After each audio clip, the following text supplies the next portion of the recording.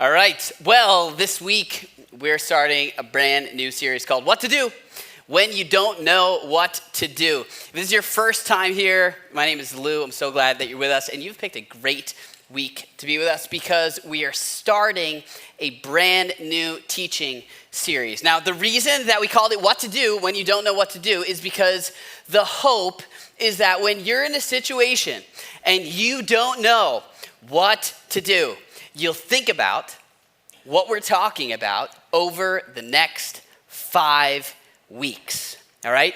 So here's how we'll start this off. It's like 10:15, all right? So hopefully the caffeine has gotten into the bloodstream a little bit, right? Hopefully you're awake. I want to do like a little imagination activity, okay? Think for a minute. What do you want your life to look like 5 years from now? 5 years. It's 2030. It's kind of crazy to think about. I know, it's upsetting. Maybe close your eyes, think about it, picture it. What does it look like? What do your relationships look like? What does your health look like? What are you doing? What's your job? Who's there? What does your life look like 5 years from now? What kind of person are you 5 years from now? Are you more patient? Are you more overall satisfied? Are you healthier or less healthy? You have more joy? What does your spiritual growth look like? Your faith? What kind of person are you going to be 5 years from now? What is your life going to look like 5 years from now? Those are important questions. But I think a more important question is, what will determine what your life will look like 5 years from now? What determines the kind of person you're going to be 5 years from now? What will determine whether or not you get to where you want to be? You become who you want to become. Now, I'm going to show you a little diagram here, all right? And I'm sure you know this already, but it's helpful for me to put it kind of into a visual, right? Imagine you've got a destination, and think road trip. You want to get somewhere. There's some place you want to go. If this destination is the kind of person you want to be or the kind of life you want to live, if this is the destination, what determines whether or not you arrive at that destination? Is it your desire? Like you gotta want it bad enough? Is it your intention? You gotta intend to arrive at that place? If we're talking about a road trip, it's your direction that determines your destination, right? If you wanna go to Florida from here and you go north, you're not gonna get there. It doesn't matter. Technically, you will get there eventually. It'll just be like the long way, right? But it doesn't matter how bad you want it. It doesn't even matter if you intend to get there. If you're not pointed in the right direction, you will never arrive. And the same thing is true for our lives. If you're not headed in the direction of the kind of person you want to be, you won't just arrive there because you want it. And so then if that's true, the question is, well, what determines the direction that we're headed? It's the everyday, moment by moment, step by step decisions. Decisions. Now, of course, there are some things in life that we can't control. But there is also a large portion that we can control. And within that portion, within the realm of things we can control, it's our decisions here. The decisions we make today, the decisions we make tomorrow, the step-by-step, moment-by-moment decisions that will determine the direction and the quality of your life, right? If you think about Aaron Judge, anybody know who Aaron Judge is? Anybody? Just two guys on the production team. All right, he's on the Yankees. He's a phenomenal baseball player, right? That's where he's arrived. That's where he is today. If you were to rewind his life a little bit, go back several years, what you would find is someone who is headed in that direction. And if you zoom in even more, what you'd find is someone who's headed that direction because he's making decisions that point him in that direction. Your decisions will determine the direction and the ultimate quality of your life. Your decisions determine your destination ultimately. I was at a camp several years ago. I was like younger, maybe 10, 11, I'm not totally sure. It was a family camp, so my parents were there. My friends were also there. Their parents were there too. And there was this one night where the parents decided they'd let us go. Like we'd go together as friends without the parents. We'd go have like some fun by ourselves, and we were excited. We had this autonomy. And as we're leaving, one of the parents yells out to the group and says, "Hey, kids, make good decisions." And I don't know why, but that stuck with me. It's like, that's pretty good advice. Make good decisions. Things will turn out well if you make good decisions. Now, as a kid, right, like that night, there were probably going to be some temptations, and it was pretty obvious what the good decisions were and what the bad decisions could have been, right? But as you get older, the decisions aren't always so clear. It's not always so obvious what the good decision is, what the right decision is, what the best decision is. And so the question is, how? If decisions matter this much, then how do we make good decisions? And that's what this series is about. How to make good decisions when you don't know what to do. Now, I'll tell you something else you already know. You have a system, you have a process for making decisions. When you're presented with an opportunity, a choice, there's something going on within you, whether you realize it or not. There are some questions that you ask yourself. And the questions, maybe someone taught you these questions, but probably they come pretty naturally. Questions like, will this make me happy? Will it feel good? Will it taste good? How much will it cost? Is it going to be worth it? Right? There's some questions. You just kind of run the potential decision. Who's this going to affect? Is it going to hurt? Is it going to be uncomfortable? Is it going to be easy? Going to be hard? Right? You ask yourself, are other people doing it? And that's how you filter what kind of decision you're going to make. That's typically the compass we use. Over the next few weeks, what I'm going to suggest to you are 5 better questions that will lead to better decisions. They're questions that we want you to ask yourself when you don't know what to do. Hopefully, they're questions that will bring some clarity to the fog. I heard these questions. I didn't make these up. I wish I did. I heard them for the first time probably 2 or 3 years ago. But since I heard them, I have kept these questions in front of me every single day. These questions are literally, they're written on the wall of my office, so I force myself to see them. They're questions I have asked myself over and over and over again when I've had to make choices. They're questions I have on a little card in my car. I try to keep these questions with me all the time because they are questions that lead to better decisions. And decisions will ultimately determine the direction and the quality of my life.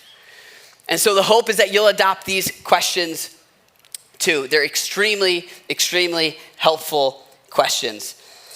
The question that we're talking about today, the great thing about it, is that all of these questions are questions that you can ask yourself, even if you're not totally sure where you stand with God, like how you feel about church, whether you're a person of faith or not, whether you want to be here or not. These questions are rooted in practical biblical wisdom, meaning they come from the Bible. They're questions you can ask no matter where you are on your faith journey. The question we're looking at today, it's probably the hardest question to ask. It's probably the hardest question to ask yourself. But it's also the question that will have the most immediate results.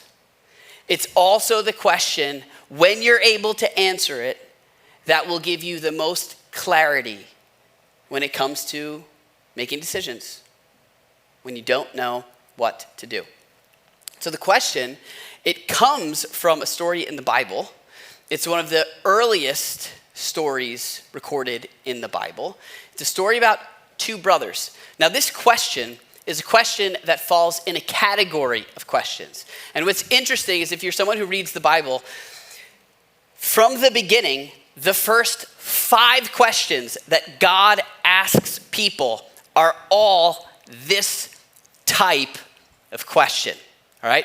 And so the story is about 2 brothers, a brother named Cain and Abel, okay? They're brothers, and I'm going to tell you the end of the story, all right? Cain kills Abel. That's how it ends. It's unfortunate. It's the first murder recorded in the Bible, but that's how it ends. But I want you to see is how it unfolds, okay? So here we go. It's in Genesis chapter 4. It says, now Abel kept flocks, probably sheep, not birds. He's the animal one, right? And Cain worked the soil. He grew vegetables and fruit. In the course of time, Cain brought some of the fruits of the soil as an offering to God. He presented these things as an offering to God. And Abel also brought an offering as an act of gratitude to God. The fat portions from some of the firstborn of his flock. Now, this is ancient language here, but the idea here is that Abel, remember he's the animal guy, he brought the best of what he had. The best of what he had. And Cain brought his leftovers. Abel brought the first fruits, Cain brought the leftovers. It's like you ever go to Stop and Shop and you look for the fruit and you like see a peach, it's like it's got a bruise, so you like leave it for somebody else, take the good one.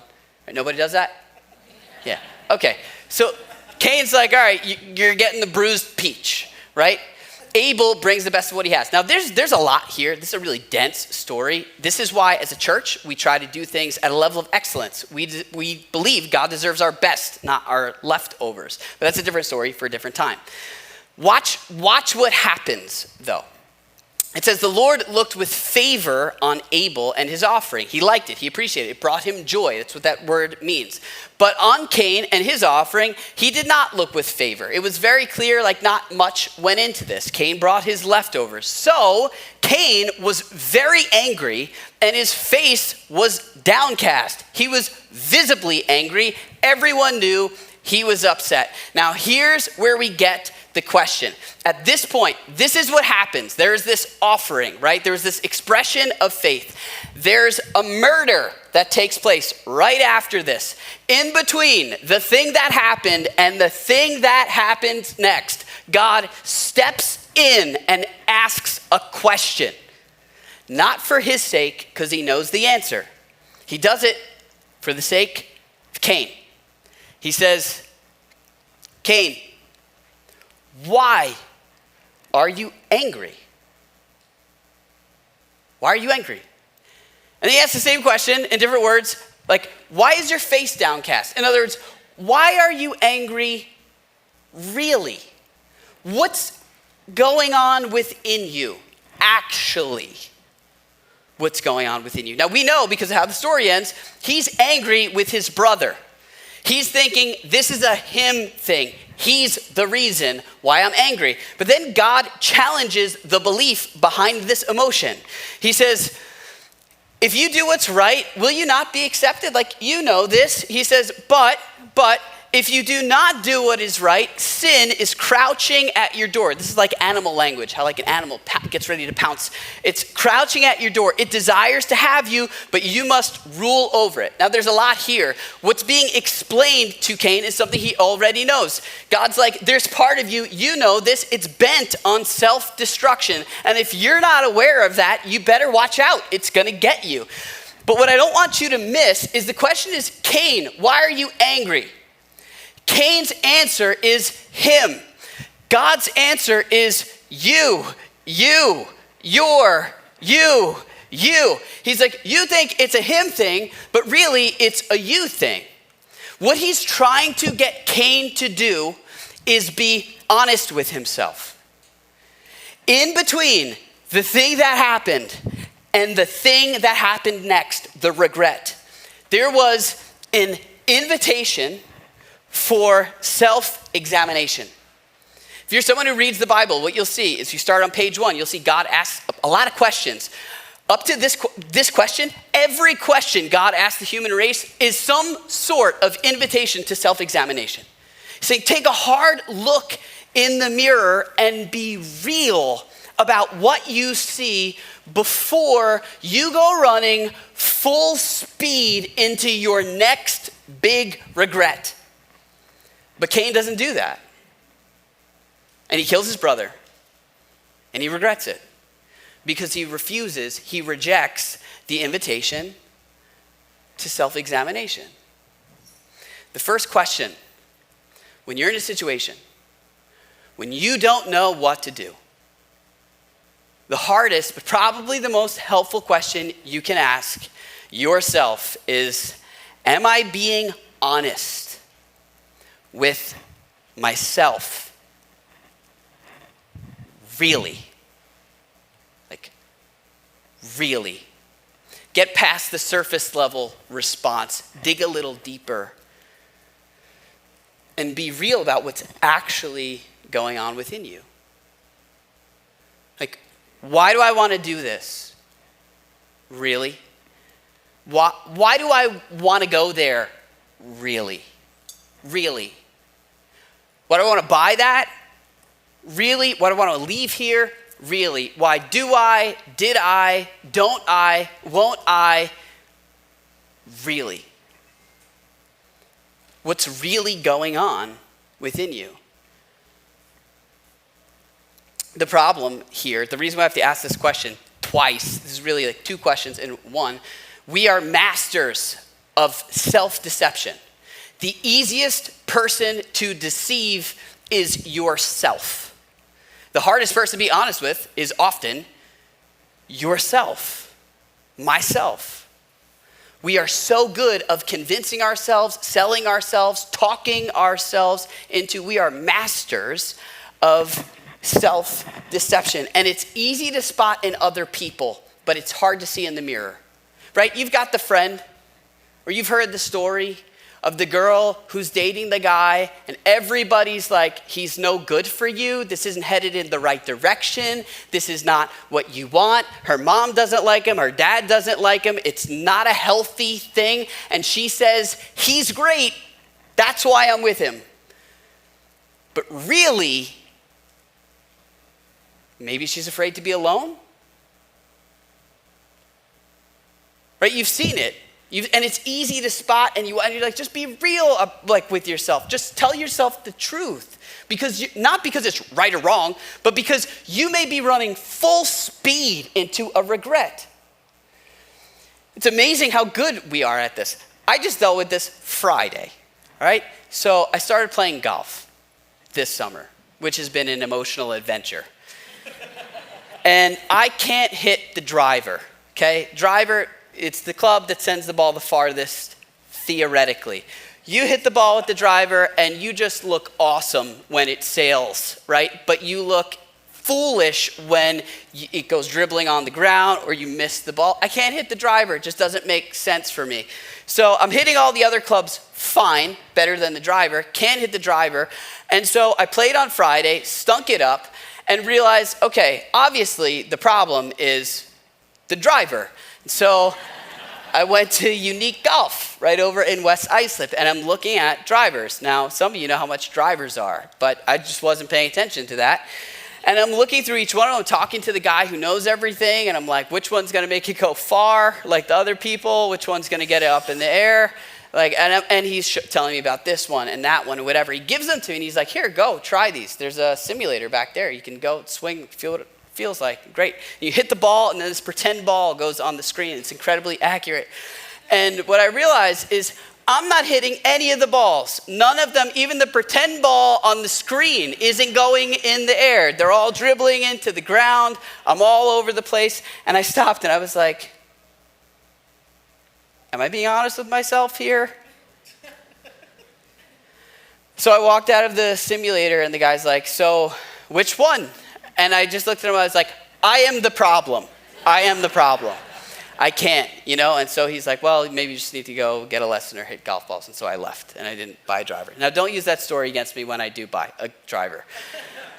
But really, it is so hard. Like, I didn't want to sit there and have a hard conversation with myself. It is so hard to do, but I've done it so many times before, which is why this is the first question I need to ask myself before I make a decision.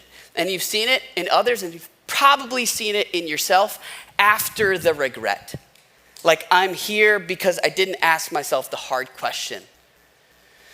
There's a guy in ancient Israel, his name was Jeremiah, and he was known as a prophet, but he was also an advisor to the ancient kings of Israel, several of them. So they'd go to him for advice. The problem is that they never listened to his advice. And so he saw one king after the next make poor decisions and finish with regrets. And reflecting on his experience, he says something pretty profound. He says, "The heart is deceitful above all things." That's why it's not always good to follow your heart. He says it's beyond cure. It's part of the human condition. And so a condition that doesn't go away needs a solution that doesn't go away.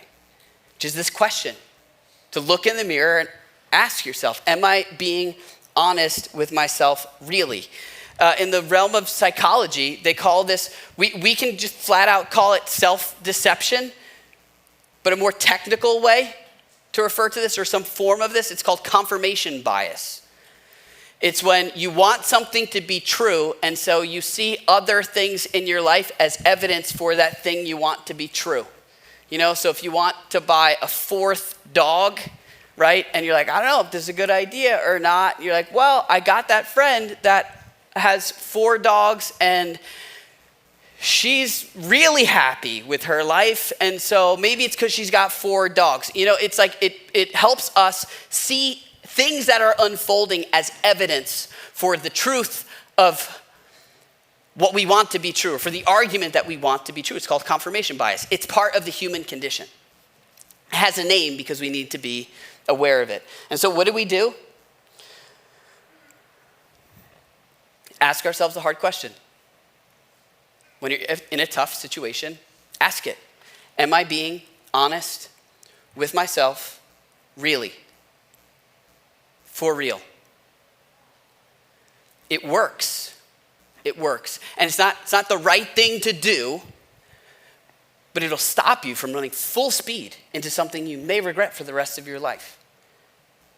It'll put you on the path toward health. If you're familiar with recovery programs, 12-step programs like AA, NA, what they say there is that rigorous honesty is the first step to recovery. Rigorous honesty, same idea. It's looking in the mirror and being real about what's actually going on within you.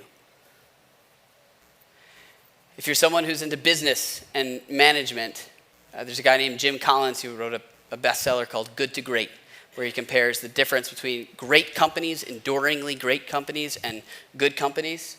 He says the difference between a lot of great companies and good companies, the great companies, he says they're willing to confront the brutal facts.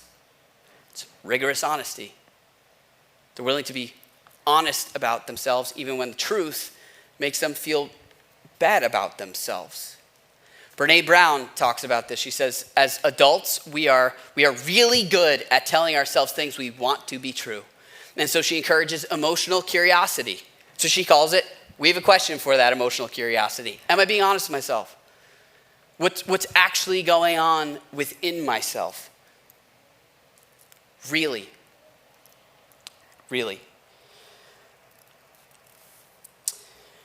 2,000 years before anybody was talking about confirmation bias, John, who was a close friend of Jesus, wrote in a letter to a church. He said this is a pretty famous passage in the church. If you've been in the church for a while, you might be familiar with this. He says, if we claim, all of us, we, John included, friend of Jesus, if we claim to be without sin, without shortcoming, without issues, if we make that claim, he says, we deceive ourselves. Self-deception. He says, and the truth is not in us. Now I love this. He doesn't just say we're wrong. He doesn't say we're lying to ourselves. He doesn't say we're full of baloney. He says we're taking part in our own self-deception. We're convincing ourselves of something that is not true. And the truth is not in us, meaning there's truth, we're not functioning on a basis of truth. But, he says, and this is the more famous verse, he says, if we confess our sins, if we admit them, if we're real about them, if we're honest about where we fall short, he, God, is faithful and just and will forgive our sins and purify us from all unrighteousness. All right? So I've heard this verse before, and for years I'd hear this and be like, all right, so God wants us to say we're sorry and he'll forgive us. Purify us from all unrighteousness. Not totally sure what's going on there. It sounds like a lot of religious jargon, right? He will forgive us. That's like the spiritual thing. That's the relational thing between us and God. Like it starts with recognizing your shortcomings. But then this is not spiritual language. It looks like it translated in English. This is regular everyday language. This purify, it comes from the word where we get the word catharsis, right? Cleanse us from all unrighteousness, from the things that are toxic. Meaning, the practical way forward, rigorous honesty, admitting where you fall short is the first step to being cleansed from that issue, right? Very, very practically. Meaning, if you want to be more generous, the first step is confessing, admitting, being honest about the fact that you're naturally greedy. All of us are. That is the first step toward generosity, right? If you're trying to figure out why you can't get yourself to love your friend, the person in your school, the girl you work with, right? Maybe the first step is recognizing, all right, there's feelings of jealousy there. That's what's going on within me. That is the first step toward dealing with that feeling of jealousy. The first step toward becoming more patient is recognizing that you have a tendency to be easily angered. It's the first step. This is insanely practical. And so if you're someone who follows Jesus, the church, people in the church should have a reputation for apologizing more quickly, admitting, confessing quicker than anybody else. Because this is central to what we believe. Part of what we believe, part of the whole Jesus message is like, okay, we're the problem. We have issues. We're naturally selfish. It is being real about it. And it's also, very practically, the first step toward what Jesus called life to the full. Not doing the right thing, but flourishing, living the life that you were made to live by asking, am I being honest with myself really? The beautiful thing about this is that what we believe here and what we teach is that your value to God is not based on you getting it right. It's not based on you not needing to confess. It's in spite of all of your shortcomings. Like you can stay grounded in who you are, in what you're worth, in your identity, and still admit, yeah, I messed that up. I've got a tendency to do this. I'm quick to this. It's woven into what we believe. And so if you're someone who follows Jesus, this is central. Looking in the mirror and being honest about what's actually going on within you.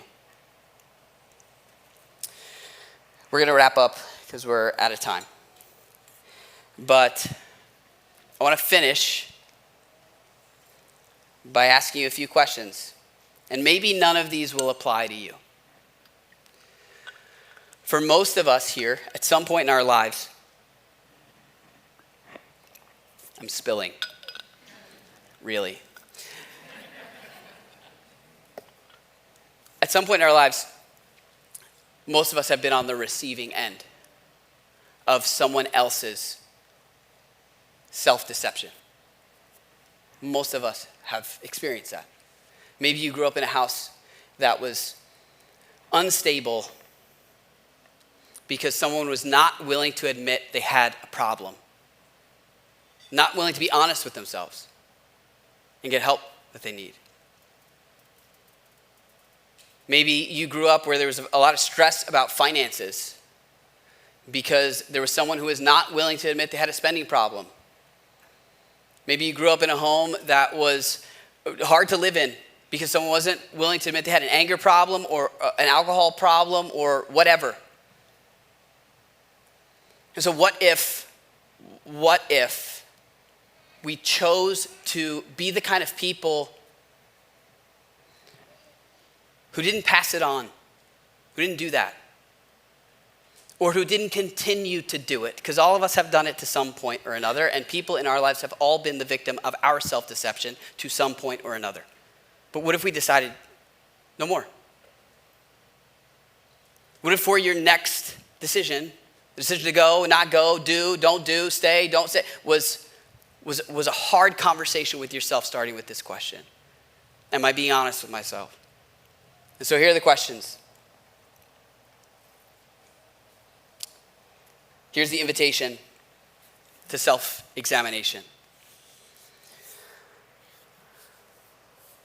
Why do you want to buy it? Really? Why did you? Really? Why are you moving? Really? Why are you leaving? Really? Why are you still dating him or her? Really? Why are you talking to them at work, letting the conversation go in that direction when there's a family back home? Really?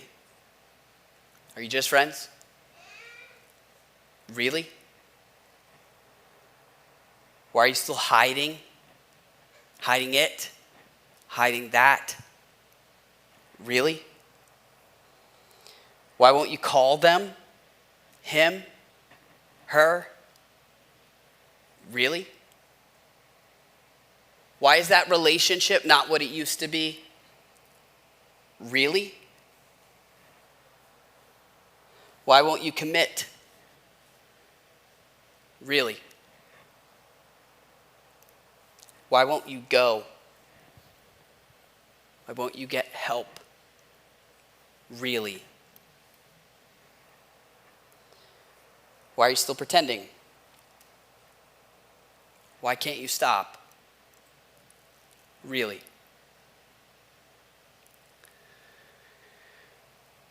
These questions, having the courage to ask and answer these questions. It's not about doing what's right. It's about making decisions that will determine the direction and quality of your life. It's about refusing to run full speed into your next regret. And so what if we were honest with ourselves? Really? Hey, this is Lou. Thanks for listening. I hope that this was helpful for you in some way. So a lot of people don't know this, but Community Church is completely supported by the generous donations of people like you and me. And if you'd like to join that community of financial supporters, you can go to communitychurch.net/give, or you can give anytime on our church app. And so thanks for being part of this community, whether it's locally or from a distance. Thanks for investing in your faith. And thanks for being part of something that's bigger than yourself. Hope to see you soon.